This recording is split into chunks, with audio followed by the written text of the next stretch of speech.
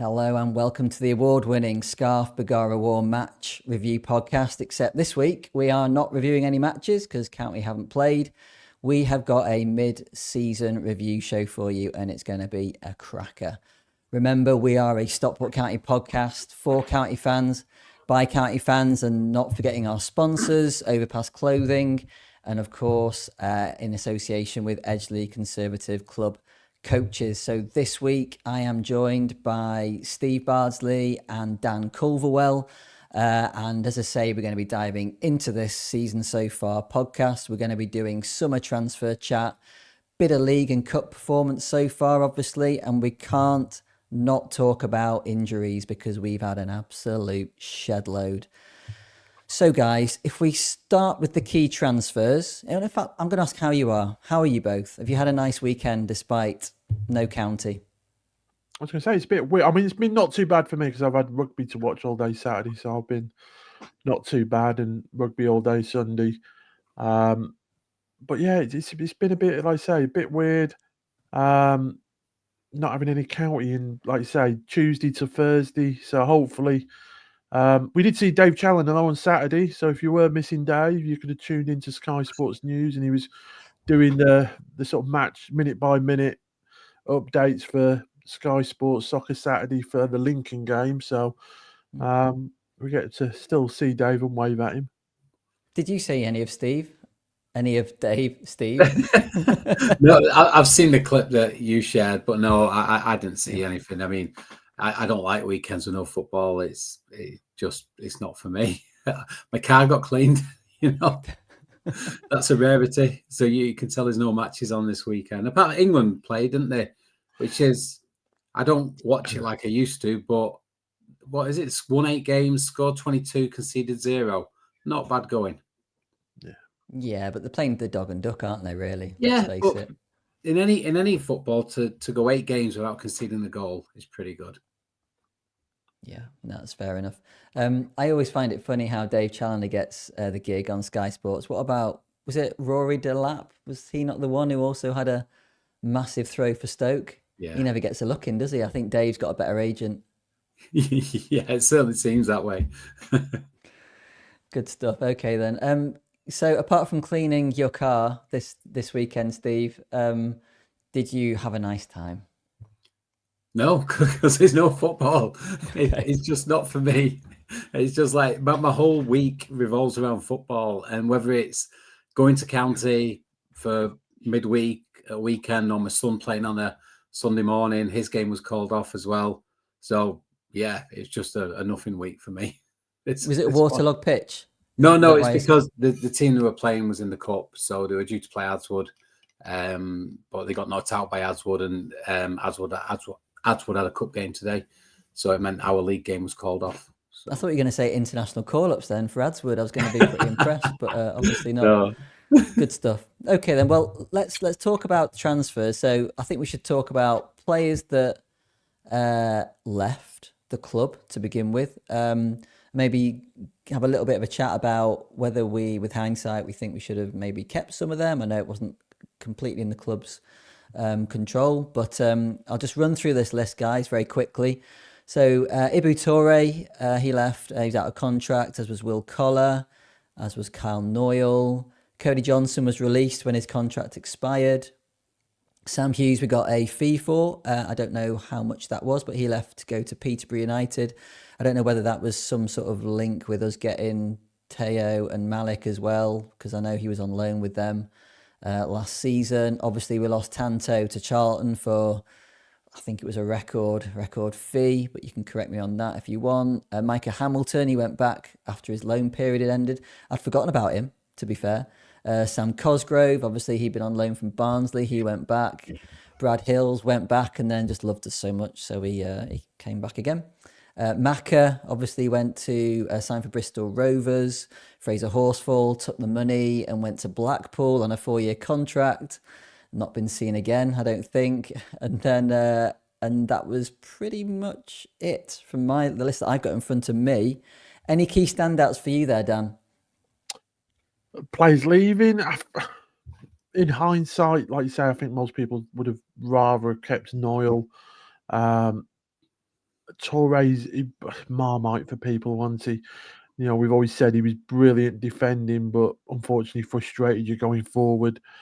Apart from that, no. I mean, like I say, Simon Wilson set out a stall that we were going for a younger squad. We were building a younger squad, and unfortunately, I think some of them players like Will Collar had hit their ceiling with us in League One, and you know it was probably the right time for them to move on. So, you know, Simon Wilson, we trust.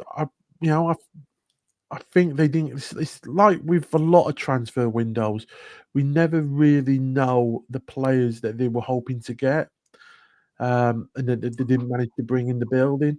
I think that would be really interesting. Some of the names that maybe that they were looking at and were, you know, we lost out on, and something like that, and what that squad would have looked like as well. But you know, it's just an ongoing. It's one of them things that lots of moving parts and lots of things that go on, so we don't really know what goes on behind the scenes, but, you know, I'm happy as such. Steve, any that stand out for you that could have done a job for us?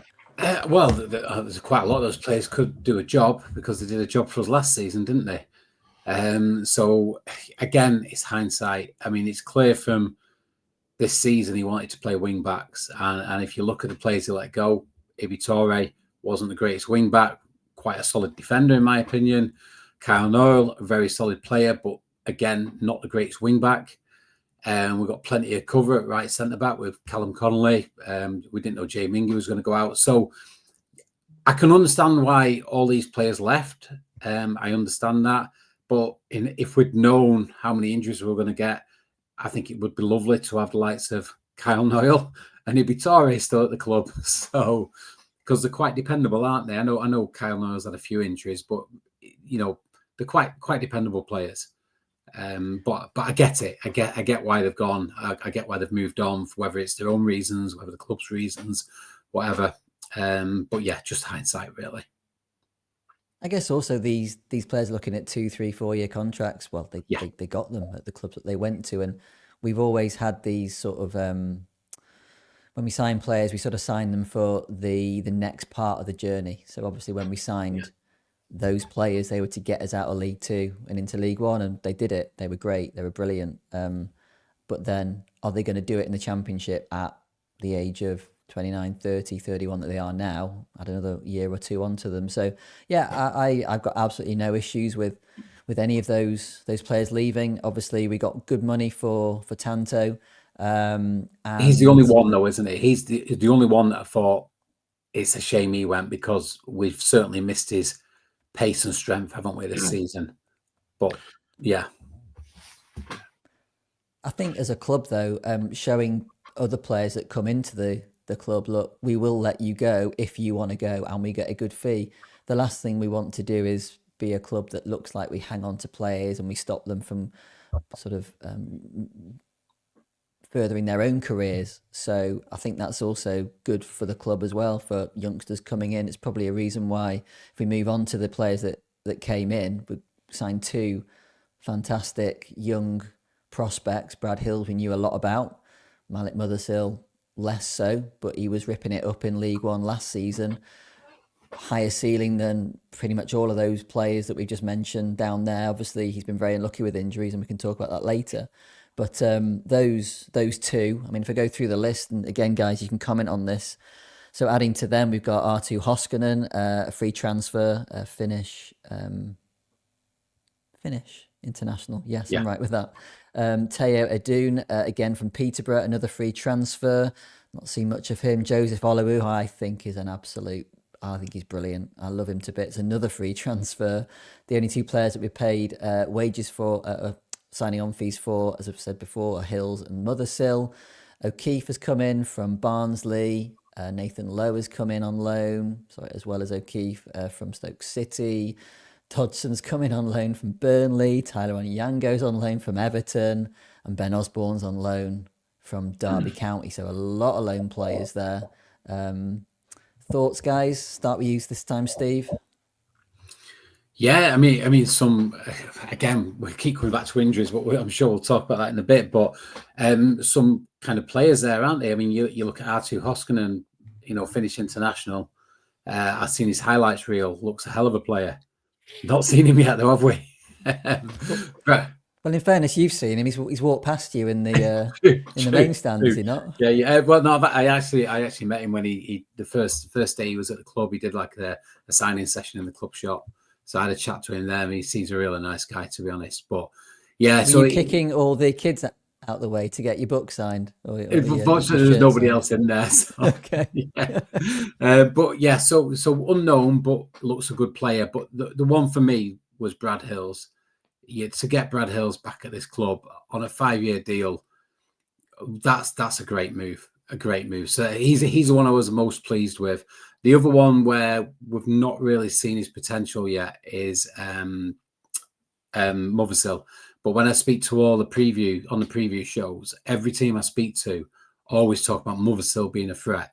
So there must be something there, and we've just yet to see it. And then the other big signing for me out of all those ones, the ones that I've really enjoyed and think he's made a huge difference to the season, is Ben Osborne. I think he looks absolutely fantastic at left wing back. He's fitting in well at left back. I think he's brilliant, and I believe his better position is midfield. So it'll be interesting to see what he can do when he comes back, if he's put into midfield. Yeah, definitely. Yeah, definitely agree with all that. Like I say, we're not seeing the best out of Mothersill yet. But if you think back at last season, we didn't see the best out of Jack Diamond or Fevs until after January, after Christmas, and then I'm like I say, guarantee that Mothersill will come good. He's got something about him. Just need to get him on the ball basically and get his confidence up. And he's, as Dave Challen has alluded to, he's had a lot of things going on in his life over the last sort of 6 months. He's moved club, one of the most stressful things you can do. He's become a dad, one of the most stressful things you can do. He's moved his partners up as well. So yeah, it'll all settle down for him. And I think, like I say, he's out to prove people wrong. He wants to use, probably the best way to describe it is county as a stepping stone. And which is good, because if he wants to get to a higher level, he has to perform. So if he's got the desire to play at the highest level possible, he's only going to do that by hard work and performance. So I'm all for that. Didn't he say at Peterborough he was going to win the Ballon d'Or? Yeah, there's some sort of line but it's one of them ones. It's there is a fine line between arrogance and confidence, but you have to back yourself, and and I'm all for that. If he thinks if he even doesn't make winning the Ballon d'Or, but gets on a final list for Ballon d'Or, then he's obviously doing something right, isn't he? So, why not? Why we'll not? be cashing in if he does.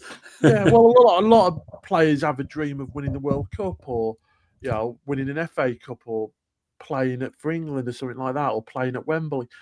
If that's what he's targeting, that his dream for, then who are we to stop him? Let's help him make that dream come true, because it benefits everybody then.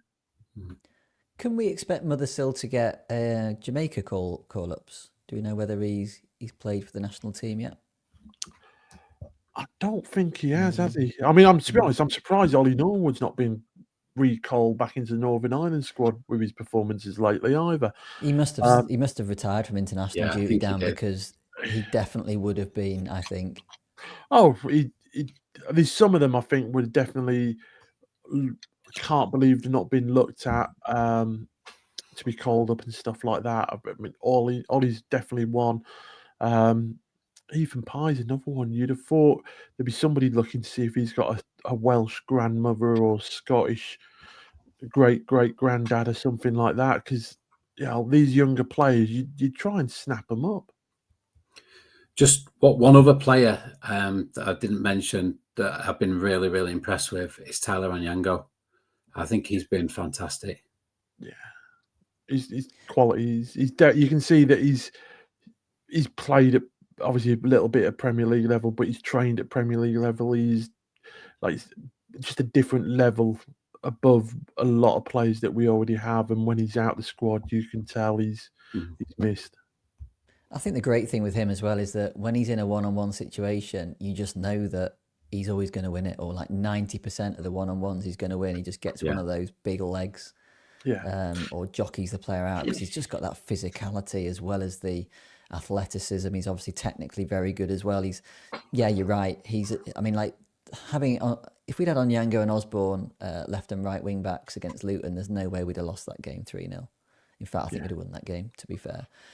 Special mentions, just very quickly to round the transfer thing off, just for obviously Ryan Rydell. He's still a county player, but he's on loan at Exeter. I think he's continuing to have some injury problems, and then he's not played that much. And then Jay Mingy, he's loaned to Crewe, and again, I think Steve, you were mentioning that again he's another player that's not really had many minutes, but I think you were asking whether it's worth recalling him just to fill a little bit of an injury crisis that we've got. Yeah, the problem is with the recalling players, I think you'd get an opportunity to because when you do a loan, I believe it's like a contract. So you do a season loan, you're contracted to leave that player with the club. But I think there might be a loophole that you can agree up front where you can pull him back in January, like they took Louis Barry back from us, and like Nathan Lowe went back from Walsall to Stoke. But I'm not, we don't know what the club have done with these loans, do we? And whether we can do that. I'd certainly bring in, with the injuries we've got, unless they've got people, lined up to come in January, I'd be bringing someone like Jay Mingy back, because we're desperate for cover in that area. Yeah. Cool. Okay. Well, let's leave transfers where it is, and we're going to sort of have a whistle-stop tour through all the games that we played, basically cup and league games. So we started the season, Dan, against Bolton Wanderers at home, obviously local derby. Confident going into that game? Yeah, it's like first day of school nerves, though, isn't it? You're confident. You just want to get the game started, and obviously we had to wait a day for everybody else because everyone played on a Saturday, and that game was I think it was a 12:30 on the Sunday, if I remember rightly. So we had to sort of wait a little bit longer. But like, how many times you sort of get nervous to the build up, and then sort of 5 minutes into the game, you sort of think, actually, it's not too bad here. It was a game. We weren't at our best. I think I would have took a draw, to be honest, for that opening game. Difference is we just took our chances when they came along in that game, and it got us over the line. And Corey Adai had a fantastic game. Man of the match, I think, if I remember rightly. Yeah, I think he was. He pulled off some amazing saves, and his best game of the season for me. And that was a tough game against Bolton. I thought they were very good. I thought we came away we had a good second half, didn't we? And came away with the points, but they did look a decent team. I mean, if anyone's been listening to Not the Top 20 podcast, they whenever they review the Bolton game, they basically call that Cozier Dewberry guy a cheat code for this division. They reckon he's the best player in the league. He's on loan, isn't he, from somebody? He is. Yeah, he's on loan from, is it Brighton? But the interesting thing about that game, I don't know if you remember it, but he was ripping us to shreds for the first 20 minutes or so. And Owen Dodgson, second half, pocketed him. He did a real job on him second half. And I seem to remember Charlie saying after the game that Dodgson was standing too far away from him, and he got him tighter on in the second half, and he was quiet. He was quiet. So it's interesting that, a bit the tactics at half time, and he can be marked out of the game, but he does look an amazing player. He does. He's one of them players, I think, like Louis Barry for us last season. I wouldn't be surprised if he ends up going back in January. And what that does for Bolton's hope. But yeah, he's, like you say, he's definitely in the mould of what like Louis Barry was for us. And he's the more he plays, the more I've seen him, the more confident he looks, and the more devastating he is in games. He was on loan in the Championship last season, though, and he didn't. Yeah. I can't remember the club that he was at, but Not the Top 20 podcast did say that he did nothing in the Championship last season. So it may be a cautionary tale for Brighton to just leave him where he is for a full season rather than try and push him and see how he does. So just as a reminder for everybody, that ended in a 2-0 win. So Mothersill scored in injury time in the first half. And then Woods wrapped the points up on 89 minutes.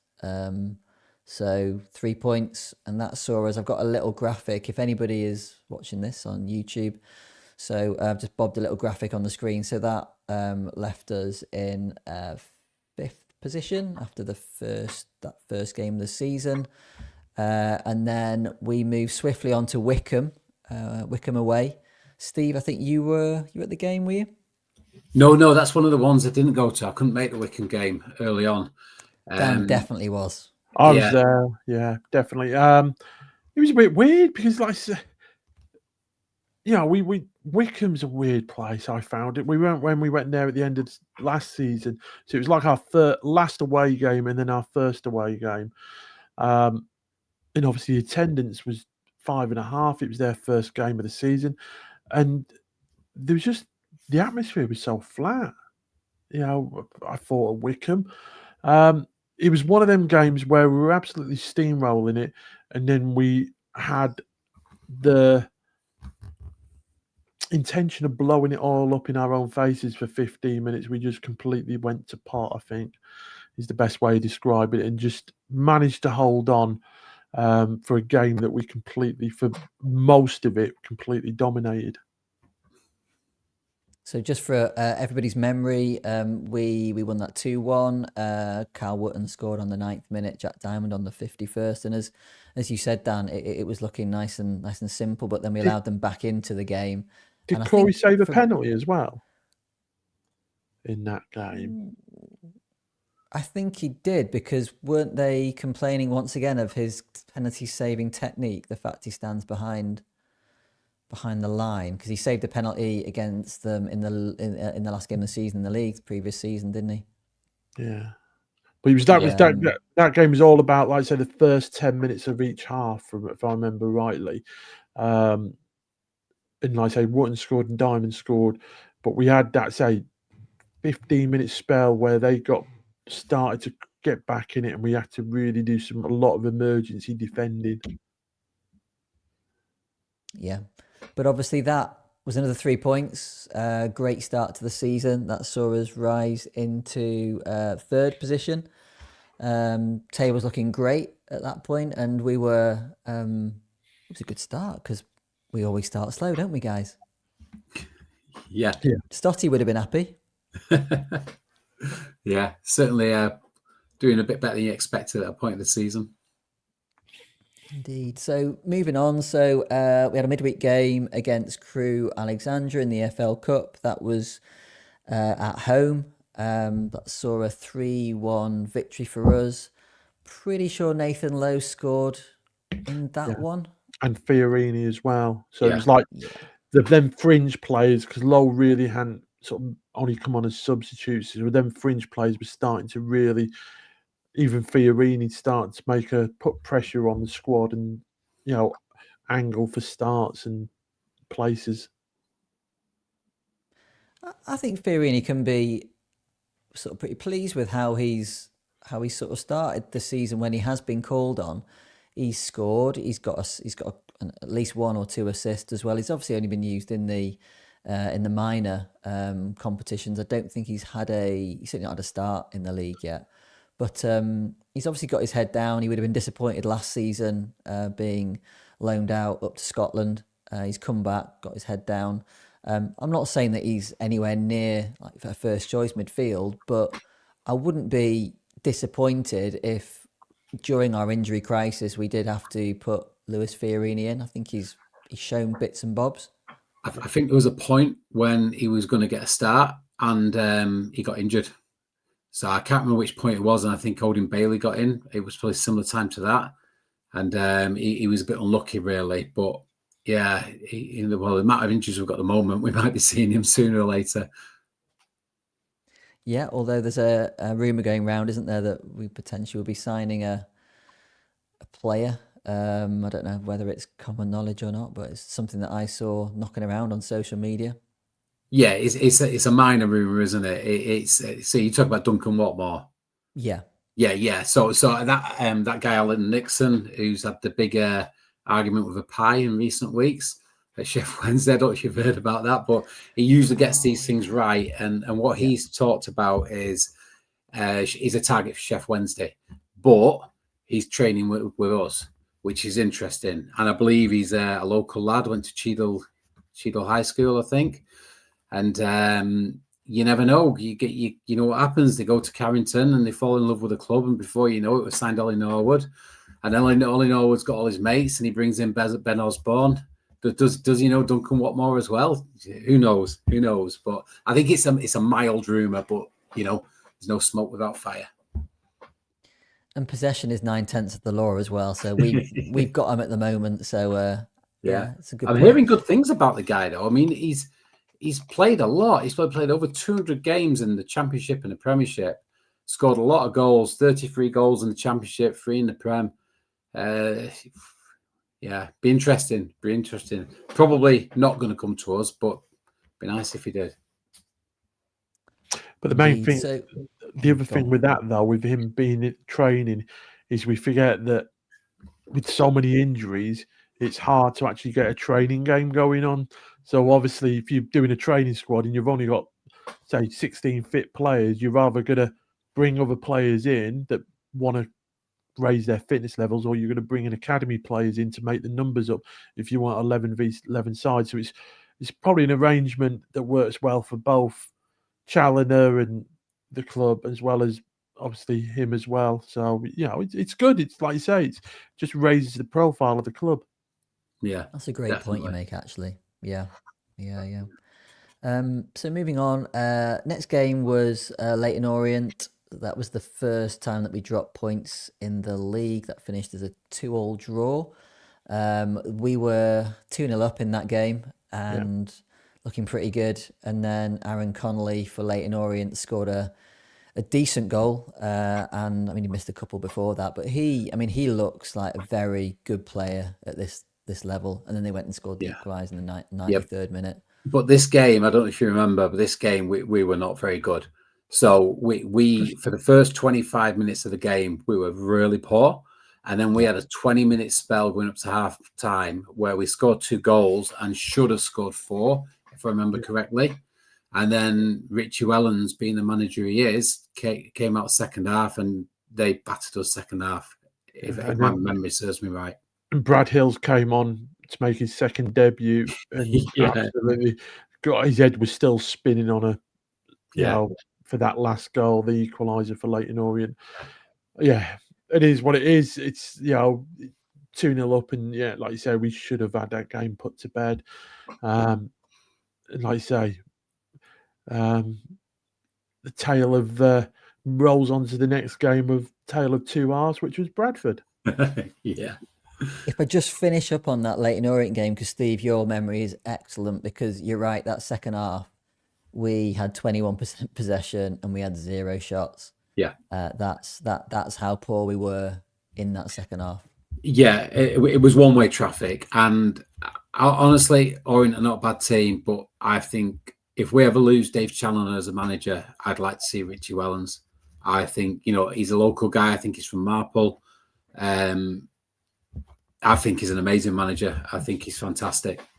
And it's not surprising they beat us in the playoffs, to be honest, because he's a smart guy. It's 2 smart managers coming up against each other. Go on, Dan. You mentioned it, the Bradford game. That was a kicker. You've gone from Saturday, and I think obviously the Bradford game was a Tuesday straight after.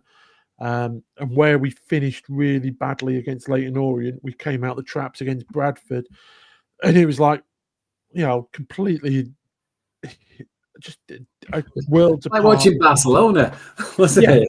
It was. It was absolutely the best. Still, probably the best 45 minutes I've seen under Dave Challoner. And same again, we just go into half time going, do we regret not scoring more than 1 goal? Or are we expecting it to be another like Leyton Orient where they just don't come out the changing room? I remember reading the Bradford fans message board, and at half time, and I'm a bit sad like that. And they were like, "Here we are. This is welcome to League One. This is what we're up against." Absolutely destroyed them. Mothersill was absolutely fantastic. He looked an absolute world beater. We were amazing, but how different was the second half. And a lot of credit goes to Bradford there, because they came out and they made our life difficult, didn't they?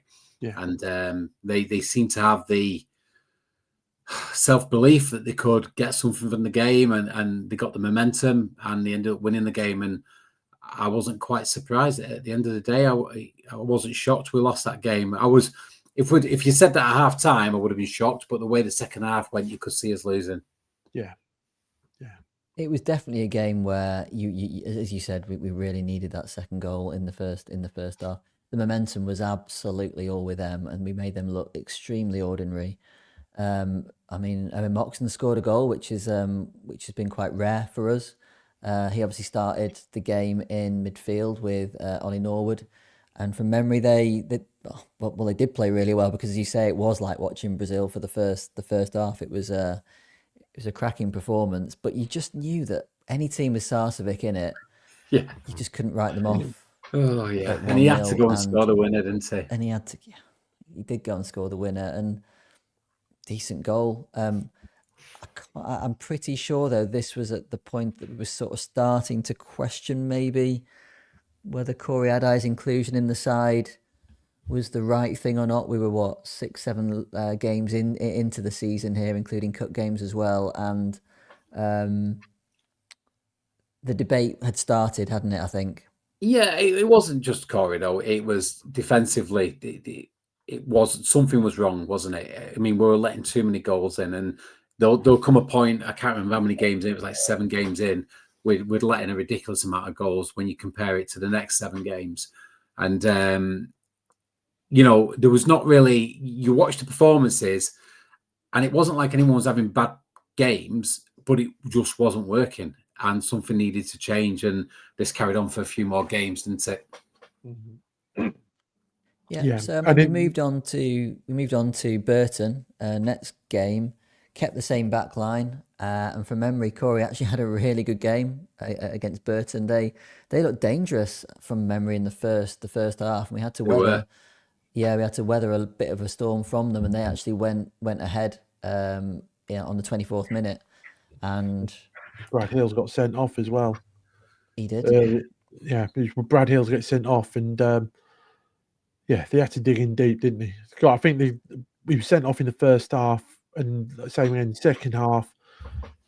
We looked like we had the extra man. We looked like we had 12 players on the pitch.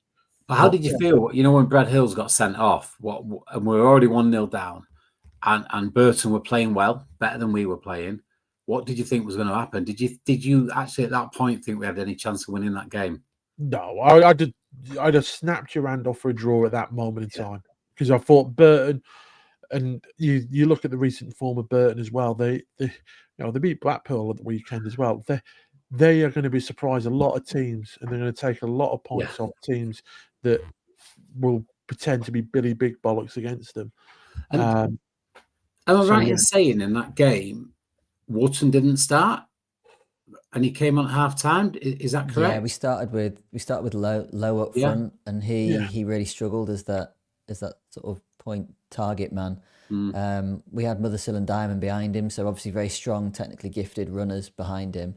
But this was the game that Ollie Norwood basically won for us. He scored that stunner of a free kick from like 30 yards out, top bins. And I just think after that, Burton were like, bloody hell, that was a good hit. And they didn't really recover from it, because we scored a few minutes, about 7 or 8 minutes later, through Jack Diamond, and we didn't look like losing the game after that. And it was the other way around, wasn't it? Diamond scored first, and then Norwood got the winner. Yeah, and Diamond was finding so much space as well, because he could have had 2 or 3 goals. He was, like, say, the extra man somehow when, like I say, we were man down, and he seemed to be just picking up the ball in pockets of areas and space, and tempo, front foot, the right level of aggression. But for me, though, that game was, if any Stockport fan had any doubts about what Carl Wootton brings to our team, that game showed exactly what he's all about. And I know you, Jimmy, you mentioned Norwood won us the game. Yeah, he got the winning goal, but Wotton won us that game, in my opinion. I thought it was fantastic. Yeah, I mean, you're right. He came on 38 minutes and Fotmob gave him a 7.9. So Yeah, he was awesome.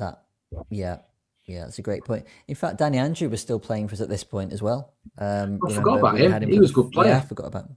Great player. Yeah, we had him for the first month of the season. Then he headed off to Exeter. But yeah, that was a big game to win, and I was confident. The league table by that point, we were back up to about fifth in the league.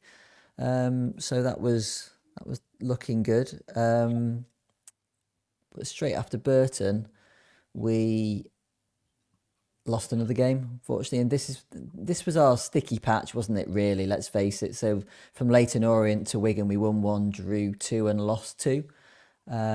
So yeah, after Burton, we lost 1-0 to Wigan in the EFL Cup. Disappointed with that because I was hoping that we go on a bit of a cup run. I've said it on the podcast before that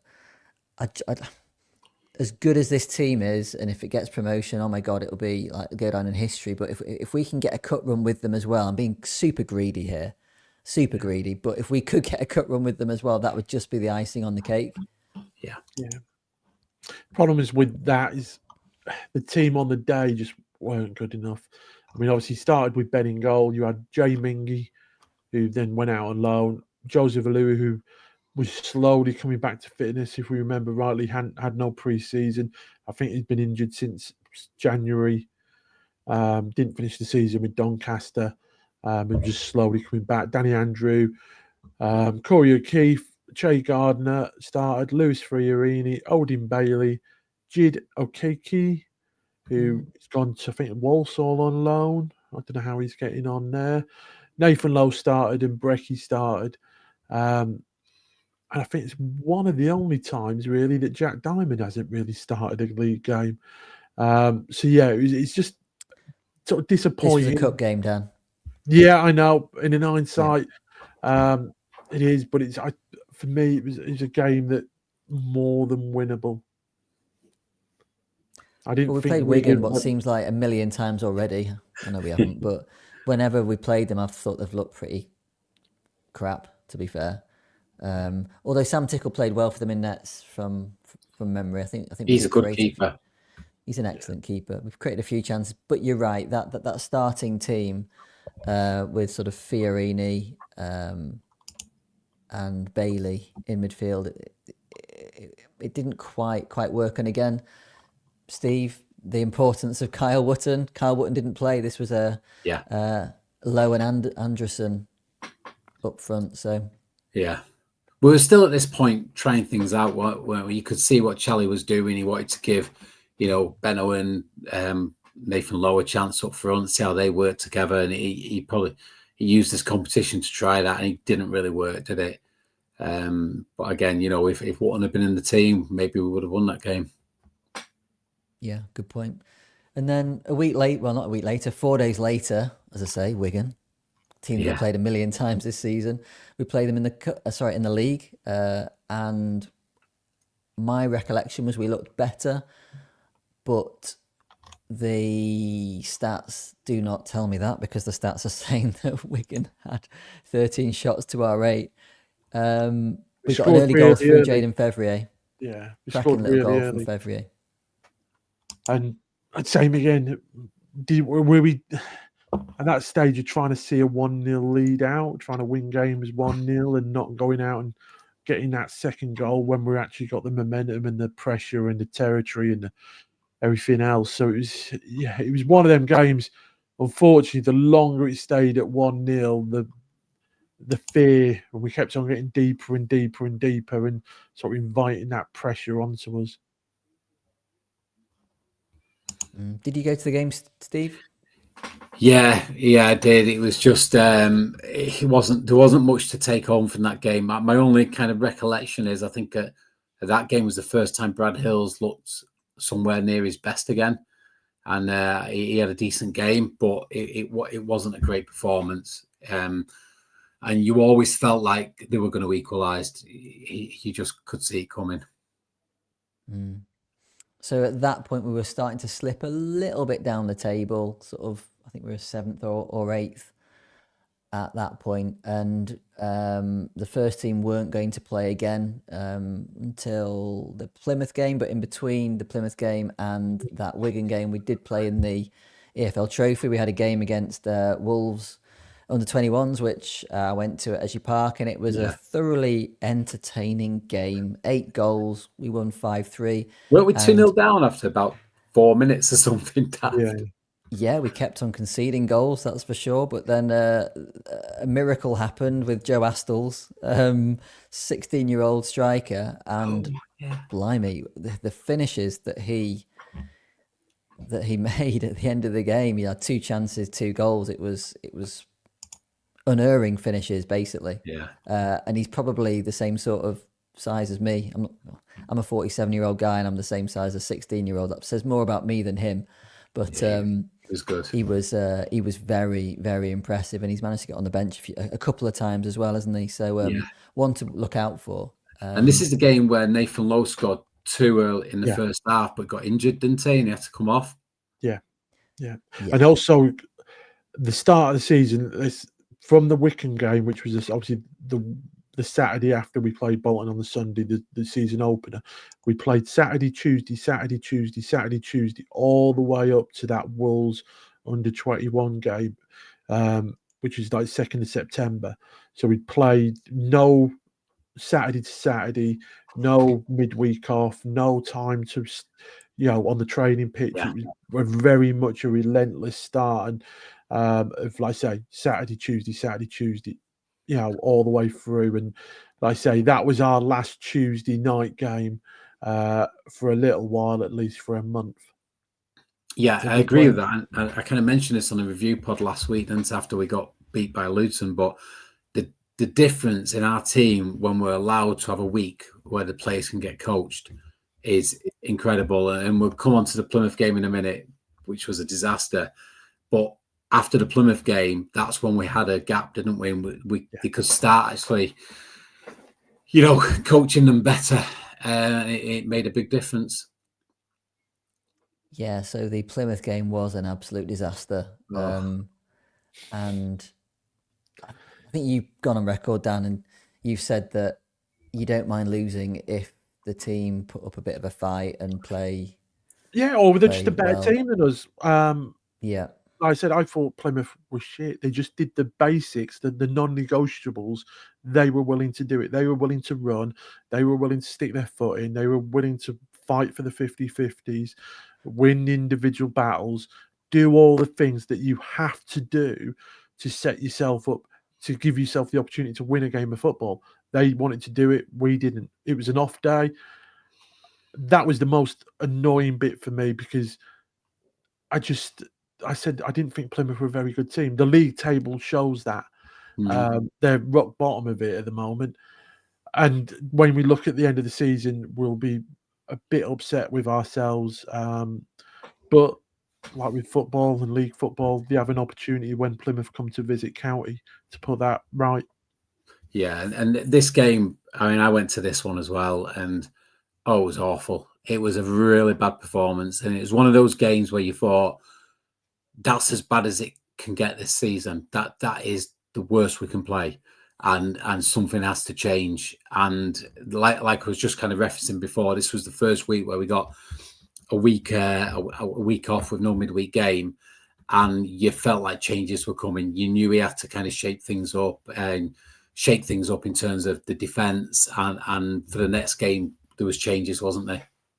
Yeah. I mean, just sort of touching on that Plymouth performance, whilst we weren't great, you've got to remember that the first half, they had one shot and they scored 2 goals, and the XG was 0.03 for those 2 goals that they ended up scoring. One was an own goal, basically, and one was an absolute worldie, and they followed that up in the second half. The third goal, which really sort of kicked us in the knackers. How did that compare with our stats, though? Because I don't remember much happening. We got a dodgy pen. Our XG in the first half 0.87, but we did score a penalty. Yeah. So we scored that 1 goal, XG of 0.79, I think it is on FotMob. but we only had 4 shots, which is not a lot for a Dave Challoner side. No. But if they hadn't scored the own goal in the worldie, whilst we weren't that great, as you said, Dan, they were pretty shit themselves. Yeah. I mean, like I say, don't get me wrong. We like last season, we got humbled by Wickham, and couldn't complain about the lads. They were just absolutely, Wickham did a number on us. Leyton Orient, I think had 5 shots and scored 4 goals. Hardly touched the ball, but they ended up beating us. Richie Wellens did a job on us. Got no problem with that. It's just when we just don't compete is the very frustrating bit. But it was, for me, that was the turning point of the season. That was the wake up call. That was the time to sit down and have a chat about what you actually ambitions for the season and what you want to get out of it. And we saw a slight change up in the Cardiff team the following Saturday. Odin Bailey came into centre midfield, and we started to look like a Dave Challoner side. Yeah, and you're right, Dan. This was the first time that Dave Challoner had 7 days between games as well. So, and didn't it show in the Cardiff game, Steve? How we didn't win that game, I don't know. Yeah, I mean, we played really well, didn't we? And the biggest complaint before this game, and it was a general theme on all the review shows we did, is when are we going to play 2 halves of a football match? And we either had a good first half, a poor second half, a good second half, a poor first half. We couldn't string 2 halves together, and this was the first time where we looked really good. And I know it finished 1-1. And I don't know what the stats were like for this game, but it felt like we should have scored a lot more. It was a real dominating display of football where we were up against the league leaders at the time, hotly tipped to probably win the league, and we absolutely outplayed them. And, we played incredibly well for 96 minutes. And we had 1 lapse in concentration, unfortunately, and that kind of, that gave them a goal. But we came away from that game thinking, okay, here we go. We can build on this now. This was the turning point for me. Yeah. Especially that period of the game, because sort of 76 minutes to 90 minutes, we're actually quite dominant. We scored 9 goals this season in that period of time, and only conceded 6. So yeah, it was a right kick in the balls when it 90. I think it was the last play of the game, the last Hail Mary that Cardiff threw up in the box, I think it was. Disappointing. But the following week, we go to Rotherham. Historically, not necessarily an easy place for us to go. I don't think our record at Rotherham has been particularly good over the years. But we beat them 1-0. And this was the charge up the table, I guess. Carl Wootton got his customary goal. And from a stats point of view, we had 11 shots to their 7 of an XG of 1.64 to their 0.57. So that's sort of telling you that we should have won the game, and we did win the game. Did you end up going to that game, Steve? Yeah, I was there. It was torrential rain, if I remember. It was horrible. But this game for me, again, I felt we played really well. I never at one point felt like we were in trouble in this game. We saw the game out, defended well for the last 20 minutes or so. But I didn't think they were going to score, and I was quite confident. At this point in the season, I felt we'd turned the corner, we'd got tighter at the back, and we worked out how to see a game out in this game. So that was good. The thing that was still missing at this point was scoring more goals. But this was a good performance. I came away very happy with this performance. Yeah, it was the first game with Ben back as number 1, should we say? Was he nets that game? Yeah, the Rotherham one. So it's a lot more confident in the back. Just the fear on it. I remember that 1-0 up, and we're going into the 85th minute, and you're sort of watching the rest of the game through your fingers and going, "Don't chuck it away! Don't chuck it away!" Just one of them games we just had to get over the line, and like I say, clean sheet, and we did it. Yeah. Yeah, it's good memory that, because the Cardiff game was the one where Adai was sort of caught in no man's land, wasn't he?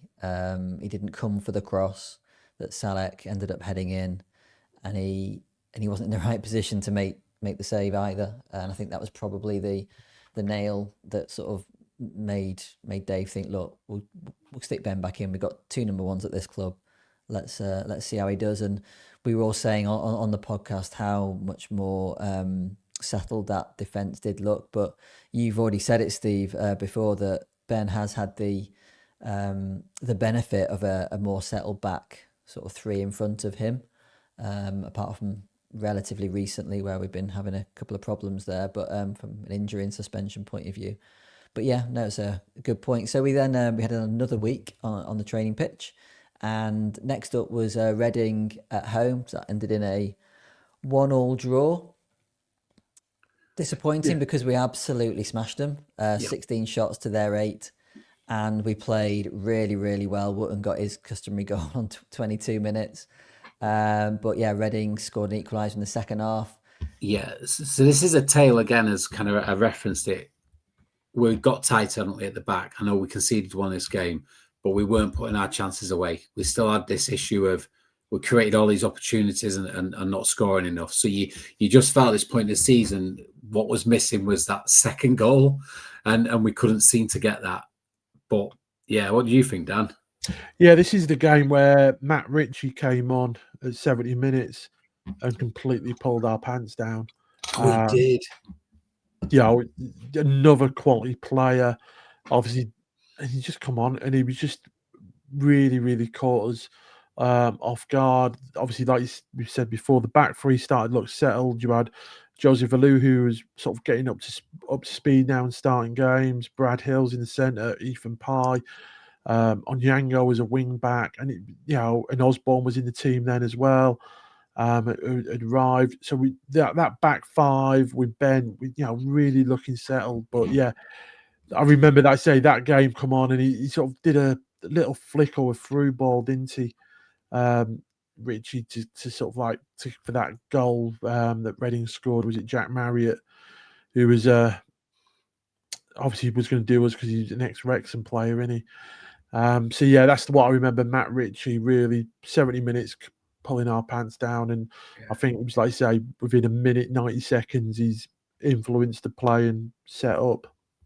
Yeah, Hills was looking really good at this point, though, wasn't he? Because he was playing that centre back, and I felt sorry for Callum Connolly because I didn't feel like he put a foot wrong all season, but we all knew you've got to make changes sometime to move forward, and Ben came in for Corey, Brad came in for Callum, and it made a difference. And sometimes you need a bit of luck in football, don't you? And it just gelled. But talking of luck, next game up was Huddersfield, and we didn't need any luck in that game because we absolutely spanked them from memory. Oh, it was amazing. Yeah, it was a great game. Ollie Norwood got another penalty. The guy doesn't seem to... I'm not going to say that because he'll miss his next... No. Norwood is very good at taking penalties, better than Lowe, unfortunately, but there we go. And Odin Bailey got an absolute stunner right in front of the away end. That must have done his confidence so much good. 2-1 victory in the end to us.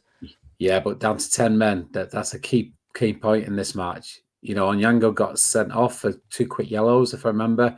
And we're coasting the game at 1-0, and we thought, oh no, down to 10 men. And this is like, if we can just scrape a draw out of this. Yeah. But no, they kept going forward. They kept attacking.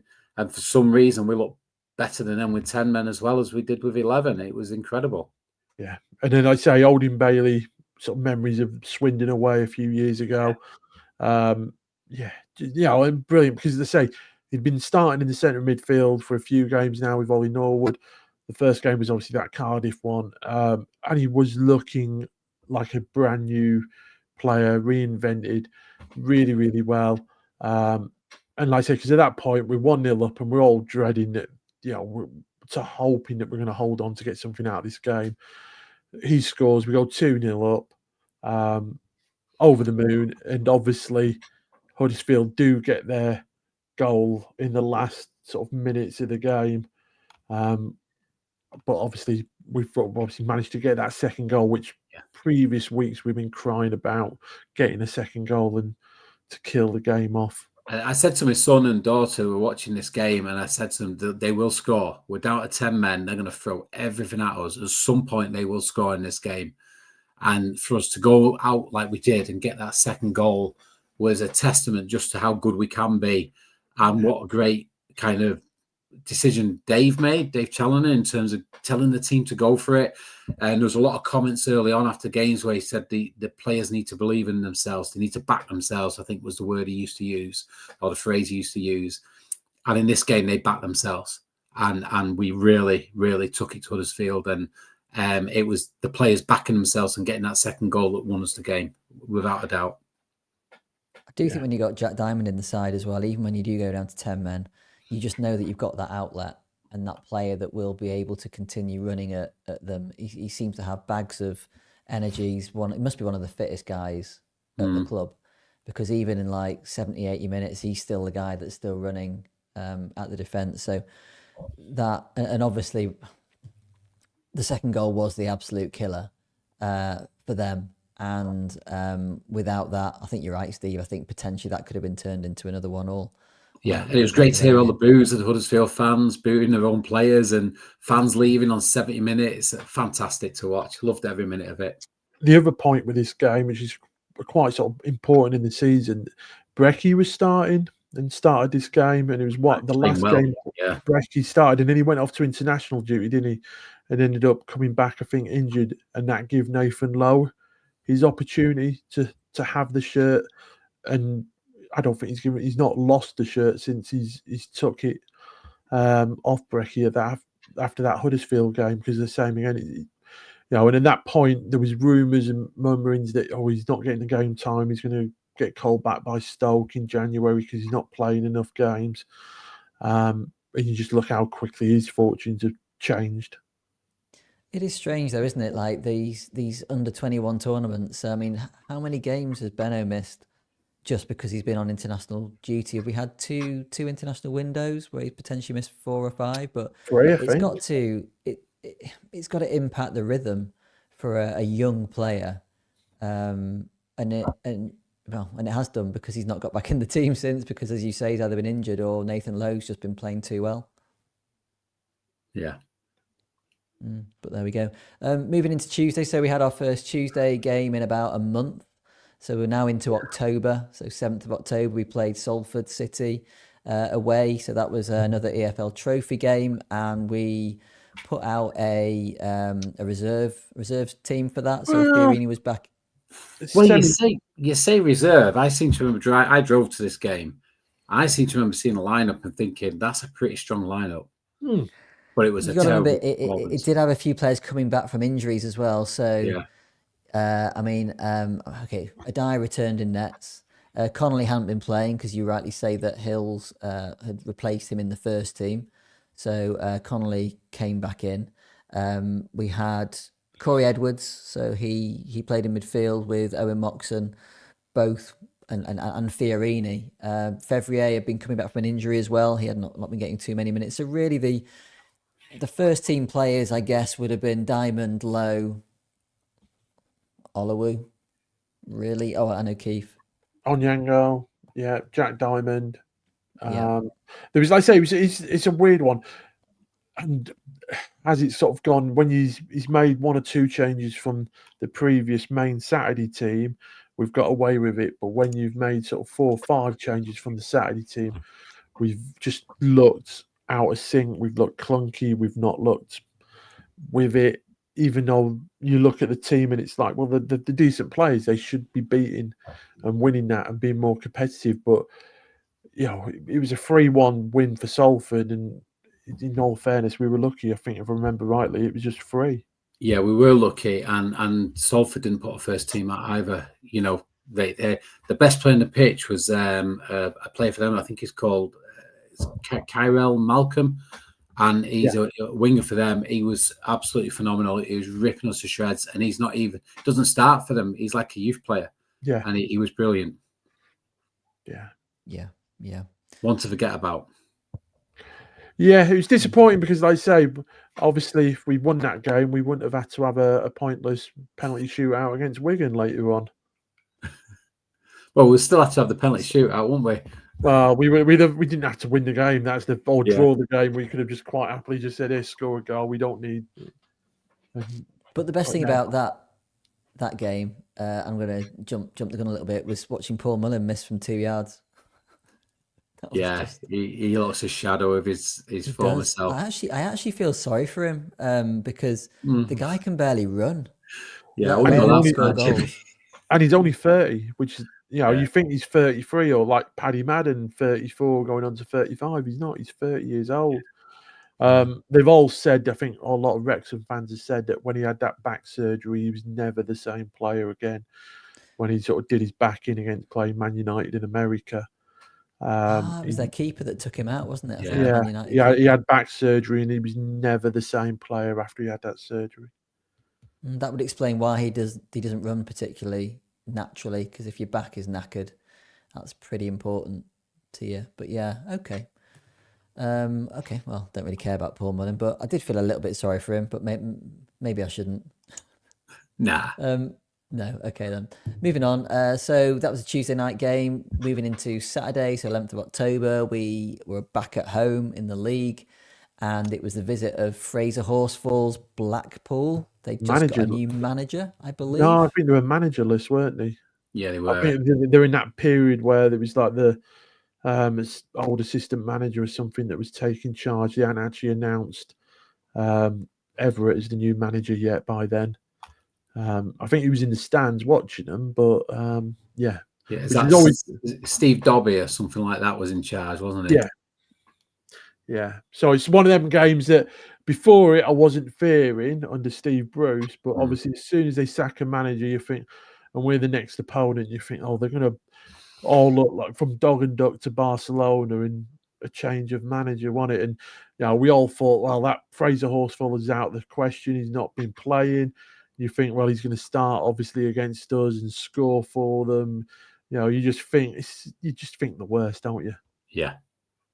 It was a good performance, though, if I remember right. We played well. Great performance, yeah. And it was a central defender, Joseph Olowu, who actually scored the only goal of the game with a header that Fraser Horsfall, I'm sure, would have been proud of himself. I'll tell you what, we absolutely spanked him. We really gets into a lot of good positions. The amount of chances he's had this season, I think he'll go on to score a lot of goals for us from defence. He just needs to learn how to volley the ball, because a lot of his chances are coming on his foot rather than his head. Yeah, he does. But it was a good performance. There was only one sour kind of note on the game was Brad Hill's got injured, didn't he? Yeah. He did, and we've not seen him since. Yeah, but Callum Connolly came back in the team and has not put a foot wrong again since. Have you got shares in Callum Connolly? I think he's a great player. I really do. I think he's one of the most underrated signings we've made over the last few years. He came from Blackpool, if I remember correctly, and they gave him a lot of grief. They said he wasn't very good, but to be fair, what they did say is he's only ever played wing back for them, and he's never played his preferred position of a centre back. But he's been just brilliant. He's one of those players he can fit in at the back, he can fit in at right back, you can put him in central midfield, CDM. He's even played right wing back for us and not looked too much out of sorts. What a great player to have in the squad. And touch wood. Yeah, and he's a thoroughly nice guy as well. I had a chat with him after the Crystal Palace away game. We waited outside last season, obviously. We waited outside the players' entrance, and he gave me and Chloe like 2 or 3 minutes of his time just chatting to us and stuff. So really, really nice guy. Dead thick. Scouser, which I wasn't expecting either. Yeah. Good stuff. So, moving on. So, no Tuesday game, middle of October. So, next game was Saturday the 18th, and that was a 1-0 victory over Exeter. So, Andrew was playing for Exeter, and he looked bloody good, to be fair, but wasn't good enough to stop Nathan Lowe from scoring the only goal of the game.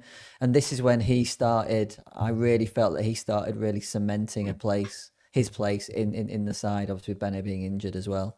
Was this the bullet header from a corner or something like that? Or it was an Ollie Norwood corner, and a bullet header, unmarked, keeper's not saving it. Yeah. Set piece won it. But same again, it was a really good game, wasn't it? Because like you say, I think Andrew was probably one of their best players, to be in all fairness. Yeah. Yeah, it was surprisingly a good game of football. Two teams that wanted to go and win the game. Yeah, so yeah, it was a good one. One we deserved to get over the line. Same again, Oldham Bailey and Ollie Norwood completely cementing that centre midfield, and like I say, nobody getting a real look in. Callum Camps is starting to come back and getting a little bit of game time off the bench. But yeah, for me, yeah, it's the Ollie Norwood and Oldham Bailey show at the moment. Indeed. And then moving on to the next game. So this is my personal favourite for the season so far. It was a Monday night, bloody freezing as well. I was pissing it down at Port Vale. The return of Ryan Crowsdale, return of Ryan Crowsdale against us. And he was wearing his county shirt, wasn't he? Because he purposefully missed a couple of good chances and sort of helped us win 3-0. Cracking game that was, wasn't it, Steve? Yeah. I mean, I think he had 3 chances in the first 20 minutes, and they're all chances we've seen him put away for us. You know, we've seen him score these goals, but he didn't score. We defended well. I think it was a couple of chances we got blocks on them or something. But this was the first time this season I've seen us be clinical in front of goal. Yeah. And this is what I've been waiting for, that point when we can go ahead and actually score more than 1 goal. And not only that, we scored 3 goals. And were they all in the first half, if I remember correctly? But all in like 15, 16 minutes. Yeah. First goal was 13 minutes and Jack Diamond got the third on 29. And it was 15, 18 minutes where we were just absolutely, Port Vale just was shell-shocked. They didn't know what was going on. And the game was won with 18 minutes, it was won. Yeah, and I don't know what you thought about the goals in that game, but my personal favourite was Jack Diamond's. The ball over the top, I can't remember if it was a pass, or maybe it was a pass, but the way he muscled their defender off the ball and just he was a big lad as well.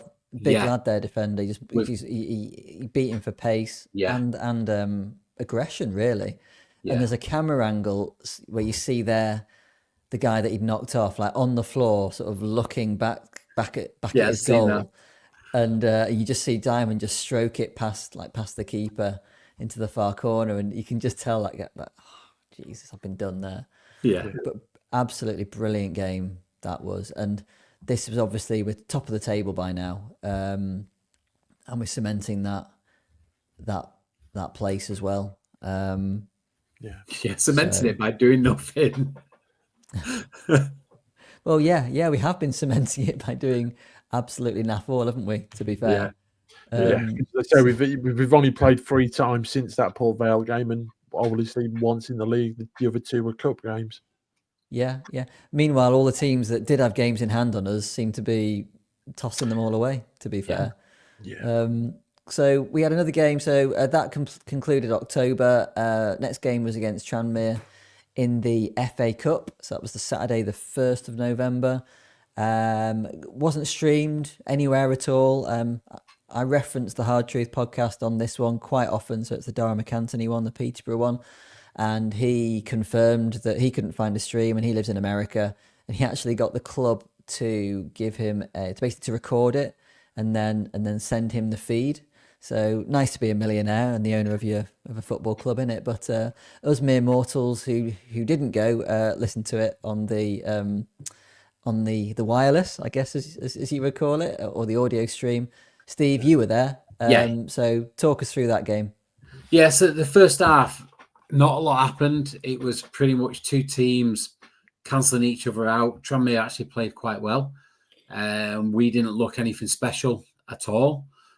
Fevre played. He created our only decent chances. He had a couple of shots, and he did okay, but he wasn't quite at his best. You felt something needed to change at half-time, and it did. They brought Callum Camps on, and that changed the game. That his aggression, his running through midfield, his constant pressing, superb. And we had, who got the first? Oh, Jack Diamond, another one of them lovely runs, wasn't it? When he scored from the edge of the area, cracking goal. And then they got one against the run of play, but then we just went to the other end, and Ollie Noah said, I'll just win the game here. I'll just score a ridiculous free kick. And he scored a ridiculous free kick. But even after that, Nathan Lowe came on, and Nathan Lowe could have had a hat-trick. He was put 1-on-1. He had another kind of half chance, and then he scored his little, well, you could debate whether he scored it or whether it was an own goal, but I'm sure he's took it on the goal-scoring charts. But absolute dominant second half display. And again, for me, we scored 3 goals. And that was the thing that I took away from that game. It's like into the hat for the second round. Perfect. It was definitely a game that was won and lost at half-time in substitutions. Yeah.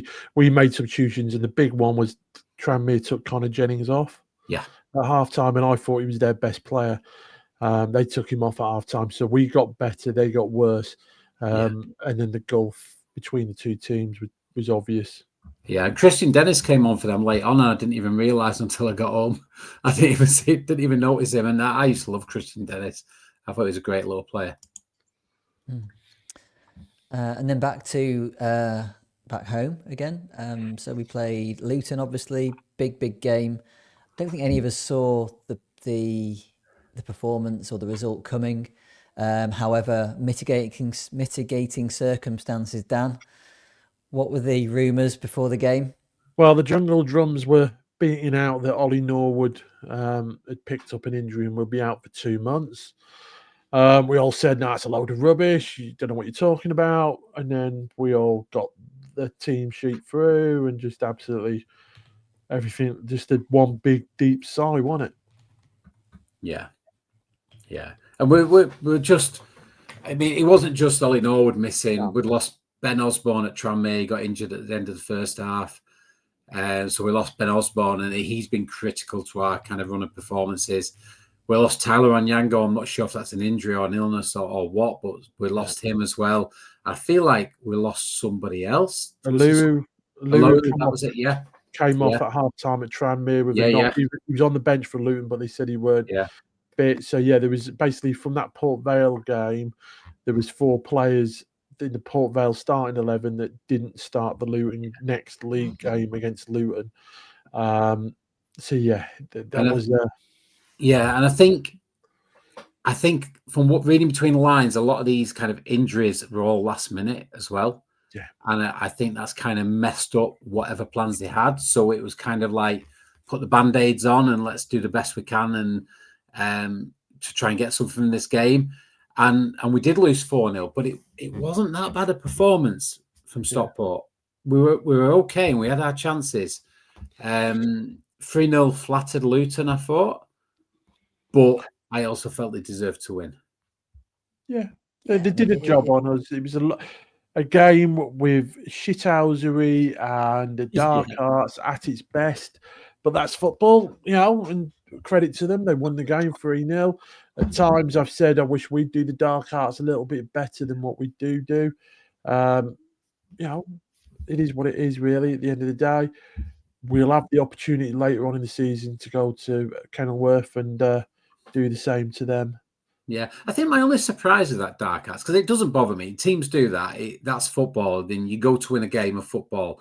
And if you don't want to do it, if you want to time waste and break up the play like they did, that's their choice. And I don't like it, but, it was effective. But my only surprise was that came from kind of Jack Wilshere. And, he's building the Arsenal model there at Luton. And I'm sure the Arsenal model isn't to do that. So that was my only surprise. Yeah, they said they were a team that came actually, I thought, for a draw. They were more than happy to come for a draw. They wanted a draw. They went away with 3 points. It is what it is, to be honest. We go again. The only good thing is we know that Dave Chandler doesn't lose 2 losses on the bounce. Well, let's see, because we're playing Peterborough in a few days' time. Yeah. Okay, so that sort of rounds up where we're at in the league. Got one more game to cover. That was the final EFL game, obviously against Paul bit of a wet one. Wigan, the wet one where yeah. Do you think they're fixed the guttering now, guys? I hope so.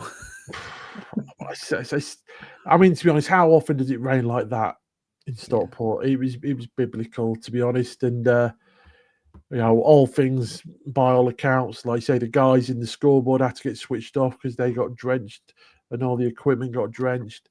To be honest, and like I say, the best thing about that whole situation was, in all fairness, was the media team for their choice of music while the stoppage in play was happening. It's top class from them. And to be honest, they didn't get enough recognition for that, for the songs that they were playing while it was raining. So yeah, it is what it is. I mean, let's be absolutely honest. In years gone by, when it started raining, they would have been off that pitch within 5 minutes. That pitch would have never been playable for about 6 weeks after that. I bet you that's like a bowling green. Yeah. Cashy's probably been straight on it, and within 28, 24, 48 hours, that is back to being an absolute bowling green again. It was a hell of an effort by the grounds team in that game. Absolute. I mean, I was there and I watched them for an hour and 10 minutes, and they did not stop. There was 4 of the guys with the big industrial rollers, the big foam rollers, and they look so difficult to push, and you can imagine how much water they were taking up. An absolute momentous job by those guys. The funniest thing though about this game was, have you ever seen the Truman Show? The movie. There's a scene in the Truman Show where things start to go wrong, and Truman's like kind of walking, it's raining, but then it breaks where it's only raining in one spot, and wherever he moves, the rain follows him. That was the liner. It was hilarious. Wherever he went, it was like somebody with a bucket of rain just throwing it over the liner. It was just hilarious. I thought the referee was quite entertaining as well when he came on and did the ball kicking and stuff. Like, I don't know whether I wasn't there. I was watching it on Sky, but I don't know whether every time he kicked him there was like an olay at the ball, with the crowd were like olaying him or something, because he seemed to be enjoying it. I said it was. I was on Radio Manchester in the week because they wanted somebody on who'd been to the game, and I said it's the most memorable EFL trophy game I've been to since we got to the final in '93, and I'll always remember that game on Tuesday. Always remember it. Crazy night. And in all fairness, though, credit to the referee, because I think there'll be a lot of referees would have looked at that and gone, that's it for the day. See you later. We'll come back another day, and called the game off. And he'd have got in his car and gone home. Rang the missus saying, order the takeaway. I'll be home early, because there wouldn't have been many that would have wanted to persevere. Because, in all fairness, all the lads came out in fresh shirts, but I bet you the referees didn't have any fresh shirts to change into. They'd still be in their soaking wet kit. And I bet you they were all suffering with flu symptoms Wednesday and Thursday after that. But in fairness to him, I think he'd said that he'd have allowed the game to go or start as late as to finish at 11 o'clock at night, just to try and get Really? That's what the commentary team was saying. So there was plenty of sort of time there. I mean, obviously it kicked off at 7, so he was definitely trying to get it completed that evening. Do you know, I've just had a flashback. Somebody else said on the commentary, this isn't about the game itself, but going back to where we started this show tonight, didn't somebody say on the commentary that John Kieran and Sam Burns said, not Sam Burns, John Kieran and Liam Richardson said something on the lines of, maybe the club should look into the free agent market? Yeah, they did. Yeah, interesting. There was a comment, because I think there was an article that came out that morning, weren't they, about a list of players that were still free agents. Is that not interesting that one of those free agents... Dele Alli was one of them. Yeah, but one of them free agents on that list is actually at the club at this moment in time. Yeah. Interesting. But is it Fraser but it doesn't surprise you, because if you think about it, who was the lad they had from United that was a free agent, and he was playing at Burnley, and he played about 3 games and then got injured and retired again. Bardsley. And he was Steve's brother. Yeah, he looked all right when he for the little bit we saw. He did. But like I say, if Challoner will not have them in the building if their attitude stinks. If they don't offer something on the training pitch, never mind, even if they're just offering something to the younger lads or to the environment, they're not offering anything or they're causing waves, he's just going to tell them to fuck off. So, keep on doing it. I mean, how many times we've been out of Pinatar and we look around and it's like, who's he? And they've brought players in just to have a game or make up the numbers or help out in training. And, there's going to be a lot of trust in that, because the last thing you want is somebody to come into the training environment and end up, I mean, all right, we say that, but we don't know whoever kicked Ollie Norwood yet. But, the last thing you want is someone to 2-foot one of your regular star players and then he's out for 3 months because you've got somebody in the building that's got a stinking attitude. Mm. So that's a nice segue actually into what we sort of think we need potentially in January. I mean, it'll be January before you know it, and the transfer window This is will be our opening. Christmas wishes, is it? Christmas wishes. This is our Christmas wish list. Yeah. What are we thinking, Dan? It's one of them ones, isn't it? Once you've got the players that are injured back, once we start seeing, and it's amazing because 3 players we haven't even seen kick a ball yet for County this season. In Bates, the forgotten man, and we forget how much quality he actually offers. I don't forget how much quality he's got. He's absolute mint, and we are massively missing him. Yeah. Obviously, Teo Odin, Adun, that we saw a little bit about him in Pinatar, and he looked absolutely really, really good. And I thought he linked up with Mothershill really well on that left-hand side as well. And I think when he comes back in the team and you have Mothershill in the team, I think you'll start seeing the best out of Mothershill as well. And obviously R2 as well is another one we haven't seen anything of, with probably the biggest expectation and sort of like pedigree behind him of anyone really. We need players back in the building. I think there will be players that will come in to add a little bit of quality and depth on the right-hand side of defence, a right wing back, or some sort of utility player that doesn't mind playing 2 or 3 positions. But like I say, for me, just need to get them injured players back on the pitch. Steve? Yeah, I've got 3 Christmas wishes. The first, I feel we desperately need someone on the right-hand side. Right wing back, can also play right back, but preferably right wing back. At the moment, we've got Corey O'Keefe, who's steady and shown promises, and he's done all right for me. But I think we're lacking in that area. We really are. So I'd like to see somebody come in, and whether that's Dixon, who's supposed to be on our books from Everton. I don't know if he's fit yet or not. I've no idea, because I think I think the plans were to have him in the team.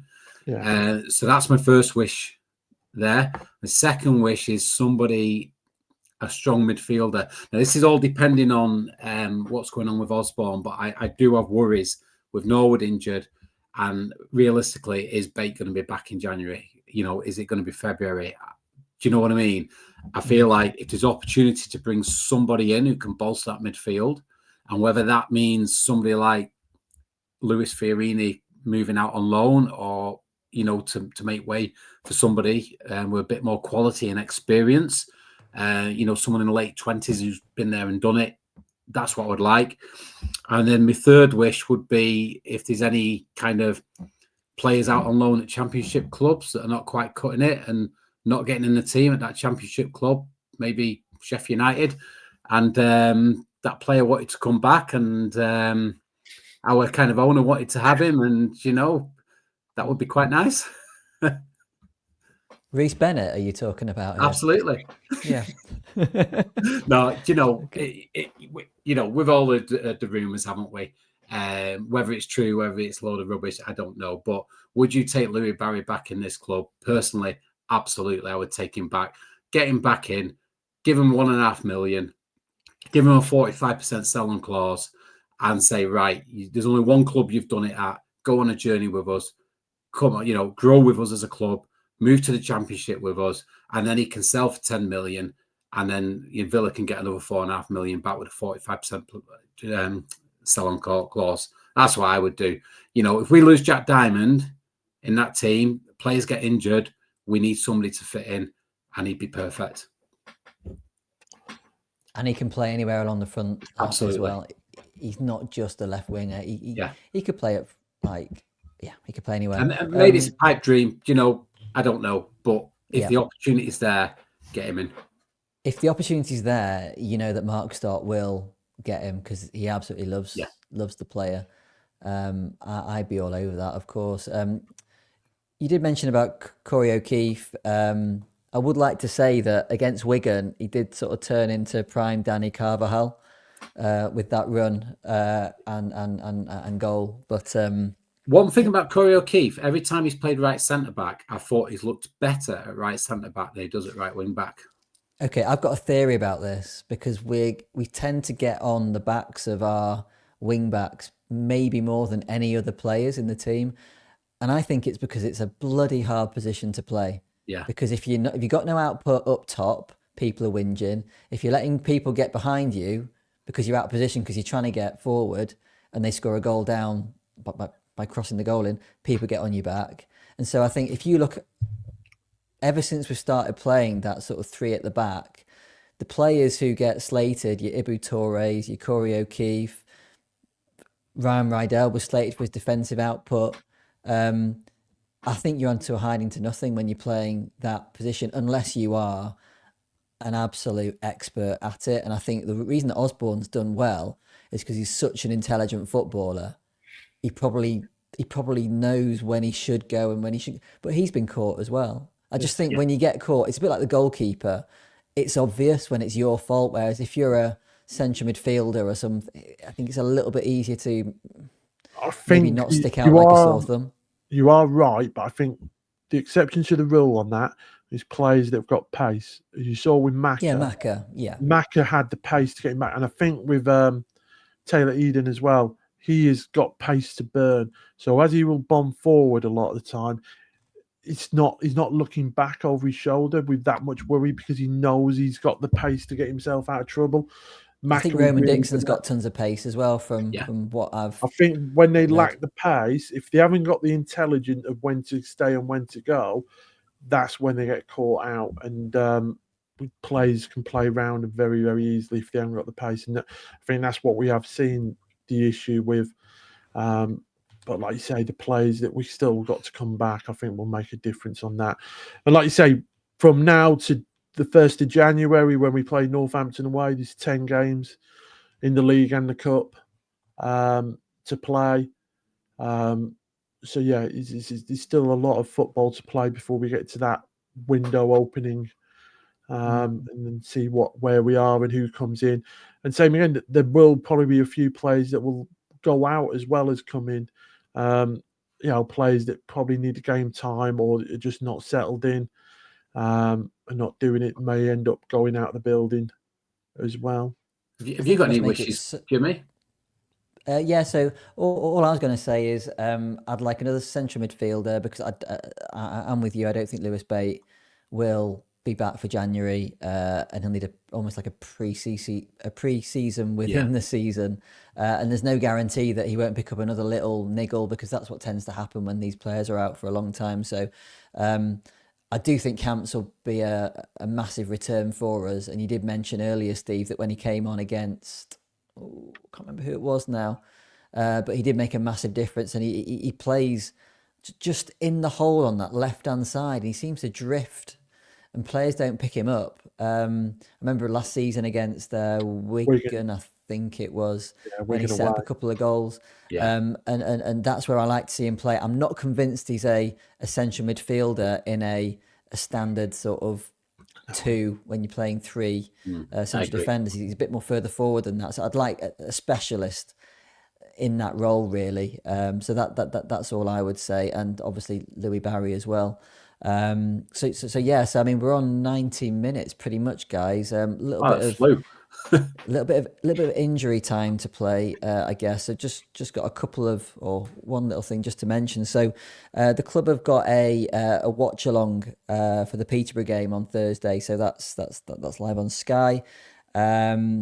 We've been asked to do a little thing there. So we're going to be doing a live podcast from Edgeley Park, the 1883.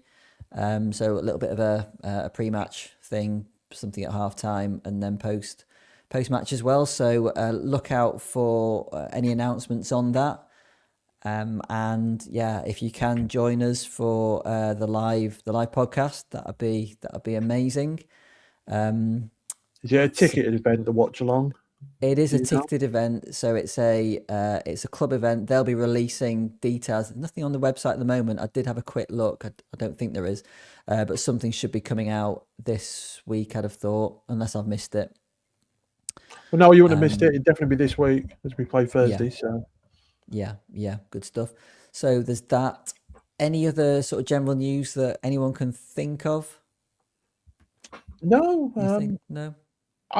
Like I say, our season doesn't get going until January. You know, Dave Challen aside, he's always said that, you know, the season is won and lost, you know, from January onwards.